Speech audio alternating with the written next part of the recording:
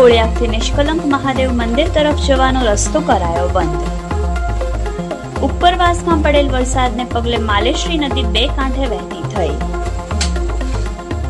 માલેશ્રી નદીનું જળસ્તર વધતા કોળિયાકથી નિષ્કલંક મહાદેવ જતો રસ્તો બંધ થયો. વરસાદી પાણી ફરી વળતા પુલ પરથી લોકોના વાહનોની અવરજવર બંધ થઈ. કોઈ મોટી દુર્ઘટના ન સર્જાય તે માટે વહીવટી તંત્ર દ્વારા રસ્તો કરાયો બંધ.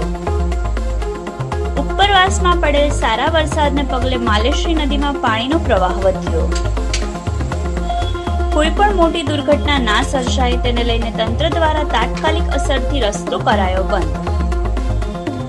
કોળિયાકથી નિષ્કલંક મહાદેવ તરફ જતો રસ્તો બંધ થતા દરિયા કિનારે ગયેલ લોકો ફસાયા. Bureau report, Yashvi Gujarat news, Koliyak, Bhavnagar.